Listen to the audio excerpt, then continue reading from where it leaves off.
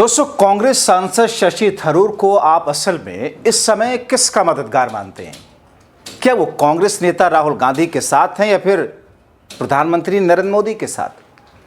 मुझे लगता है आप में से ज्यादातर इस सवाल का जवाब यही देंगे, थरूर राहुल के नहीं बल्कि मोदी के लिए राजनीति कर रहे हैं। मोदी की ओर से राहुल गांधी और कांग्रेस से खेल कर रहे हैं। बीजेपी की ओर से राहुल गांधी की ओर से किए जा रहे ताबड़तोड़ वार से बचने के लिए थरूर को कवच के तौर पर इस्तेमाल कर रहे हैं। दरअसल पीएम मोदी और बीजेपी ने कांग्रेस नेता शशि थरूर का इस्तेमाल ऑपरेशन सिंदूर पर ब्रेक लगाने के अपने गलत फैसले को जस्टिफाई करने के लिए नेता प्रतिपक्ष राहुल गांधी की ओर से उठाए जा रहे सवाल आरोपों से बचने के लिए इनका इस्तेमाल किया। लेकिन दोस्तों, अब मोदी के खास इसी थरूर ने असल में पीएम मोदी की सोच बिहार और बिहारियों को लेकर क्या है उसकी पोल खोलकर रख दी। स्वागत है आप सभी का। आप देख रहे हैं द राजनीति का विशेष सेगमेंट खबर और विश्लेषण। मैं हूं जब्बार खान। तो दोस्तों, जिस कांग्रेस नेता शशि थरूर को प्रधानमंत्री मोदी ने अपनी और बीजेपी की राजनीति के लिए होशियार माना, वही थरूर और उसी थरूर ने बता दिया कि गुजरात के रहने वाले मोदी शाह बिहार और बिहारियों को लेकर सोचते क्या है। सीधी सी बात है दोस्तों, अब जब कूटनीतिक तौर पर दुनिया के सामने भारत सरकार की सोच को मजबूती देने के लिए थरूर का इस्तेमाल किया, बीजेपी की ओर से भारत के लोगों के बीच ये फैलाया गया थरूर तो असल में भारतीय हैं, असल में राष्ट्रभक्त हैं। उसी थरूर ने बता दिया कि वो मोदी के पक्के वाले भक्त हो चुके हैं। मोदी बिहारियों के बारे में जैसा सोचते हैं वो बिल्कुल नहीं उन्हीं की तरह की सोच रखते हैं। सबसे पहले दोस्तों, पीएम मोदी के इस बयान को सुन लीजिए। 2030 में जब गुजरात के 75 वर्ष होंगे, मैं समझता हूं कि हमने अभी से 30 में होंगे ना, 35 में जब गुजरात के 75 वर्ष होंगे, हमने अभी से नेक्स्ट 10 ईयर का पहले एक प्लान बनाना चाहिए कि जब गुजरात के 75 होंगे तब गुजरात यहां पहुंचेगा। उद्योग में यहां होगा, खेती में यहां होगा, शिक्षा में यहां होगा, खेलकूद में यहां होगा। हमें एक संकल्प ले लेना चाहिए। आज बिहार के करीब 9 करोड़ जरूरतमंदों को मुफ्त राशन मिल रहा है और मोदी की गारंटी है अगले 5 साल भी मिलता रहेगा। इस सस्ते डेटा का सबसे ज्यादा फायदा बिहार के मेरे नौजवानों ने उठाया है। ये जो रील्स पर रील्स बन रही है ना, सारी क्रिएटिविटी दिख रही है, उसमें भाजपा और एनडीए की नीतियों का बहुत बड़ा योगदान है। बिहार के बहुत सारे युवा इंटरनेट से अच्छी खासी कमाई भी कर रहे हैं। दोस्तों, इन जैसे ढेरों बयान के जरिए आप समझ सकते हैं पीएम मोदी की बिहार को लेकर सोच है क्या, बिहारियों को क्या बनाकर रखना चाहते हैं। तेजस्वी यादव ने पीएम मोदी की सोच को अपने शब्दों के जरिए परिभाषित किया है। अरे भाई, कल मोदी जी आए, प्रधानमंत्री जी आए,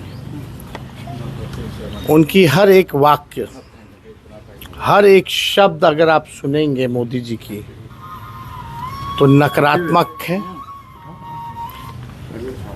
और बिहार को बदनाम करने वाली बातें कही हैं उन्होंने। कोई भी बात जो है सकारात्मक फलदाय जो है, उन्होंने कुछ पॉजिटिव बातें नहीं की, केवल नकारात्मक बात की। अगर आप लोग एक एक वाक्य, एक एक शब्द उनके भाषण का अगर आप सुने तो केवल नकारात्मक बातें की हैं। प्रधानमंत्री जी से हम कहना चाहते हैं कि प्रधानमंत्री जी 11 साल से आप प्रधानमंत्री हैं, बिहार को आपने दिया क्या है? कुछ नहीं दिया।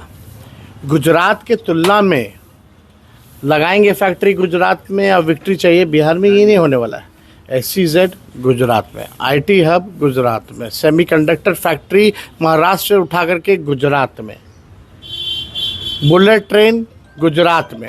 इन्वेस्टर मीट कराते हैं तो बिहार कितना बार इन्वेस्टर मीट प्रधानमंत्री जी कराए हैं, कितना बार बिहार इन्वेस्टर मीट में आए हैं, लेकिन जाते हैं गुजरात में। हर चीज़ जो है गुजरात में वो देते हैं। इंटरनेशनल स्टेडियम बनाते हैं, अपने नाम पे बनवाते हैं, खेल कूद करवाते हैं तो गुजरात में करवाते हैं, लेकिन बिहार को उन्होंने केवल ठगा है और बिहार की जनता उनसे हिसाब मांग रही है। आप देखिएगा, बिहार जो है हर मामले में गुजरात से बड़ा है।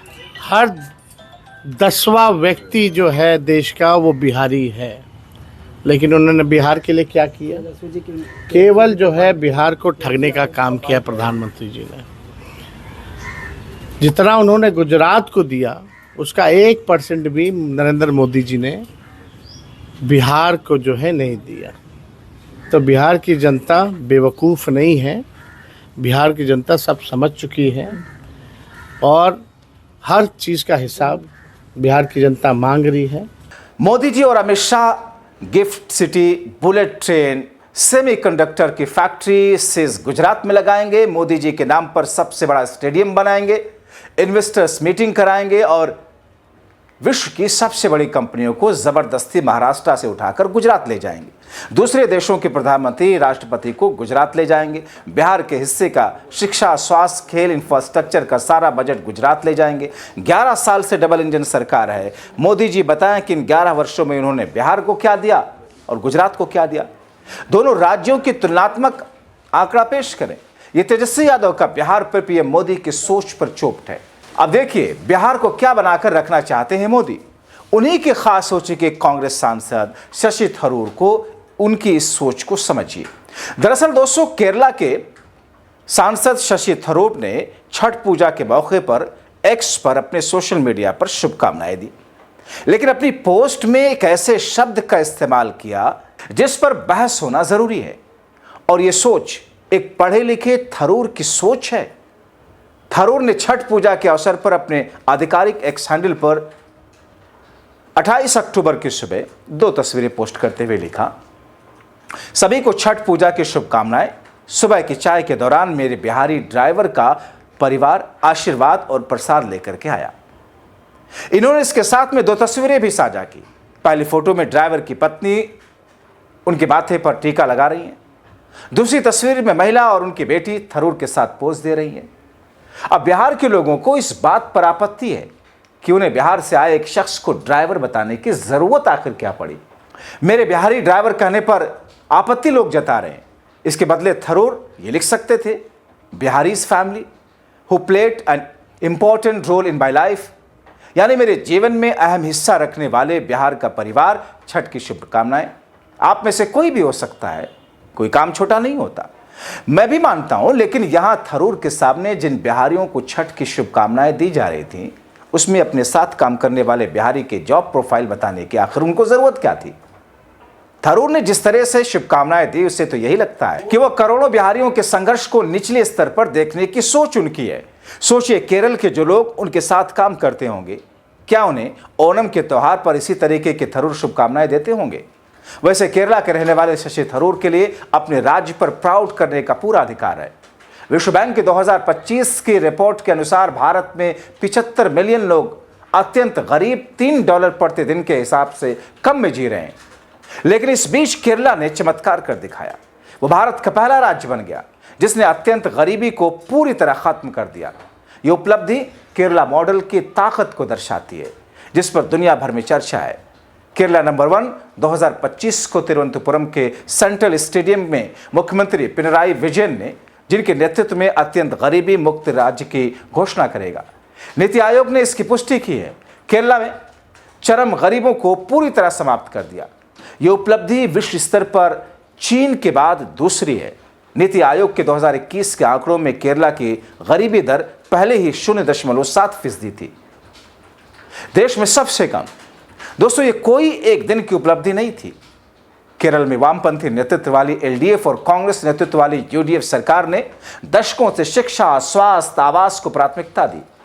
केरला मॉडल की ताकत का आधार इंसान का विकास है। नीति आयोग के एसडीजी इंडिया इंडेक्स 2023 और 24 के अनुसार केरल 79 अंकों के साथ मानव विकास सूचकांक में भारत का शीर्ष राज्य है। और बिहार का स्थान आपको पता है कितना है?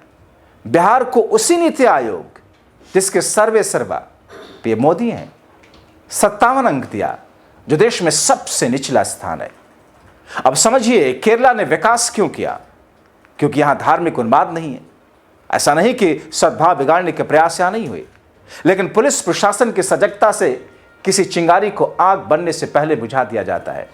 केरला ने साबित किया कि तरक्की के लिए शांति जरूरी। केरला मॉडल नफरती राजनीति को खारिज करता है, जो सांप्रदायिकता भड़काकर वोट लेने की कोशिश करती है। लेकिन बिहार विधानसभा चुनाव में क्या धार्मिक उन्माद को बढ़ावा दिया जा रहा है? एनडीए यह नहीं कहता कि पिछले 20 सालों में सीएम नीतीश और 11 सालों में पीएम मोदी ने बिहार से पलायन रोकने के लिए, बिहार के लोगों को उद्योगपति बनाने के लिए, बिहार के लोगों की जिंदगी में खुशहाली देने के लिए क्या किया। यह ना तो पीएम मोदी कहते और ना ही बीजेपी कहती है। अब जब ऐसी स्थिति होगी बिहार में, जब इस तरह की सरकार होगी, तो थरूर जैसे बुद्धिजीवी को भी शुभकामना संदेश देने के लिए कहना हो पड़ेगा, मेरा बिहारी ड्राइवर। आप क्या सोचते हैं? अपनी राय कमेंट बॉक्स में जरूर लिखें। अभी के लिए इतना ही, शुक्रिया।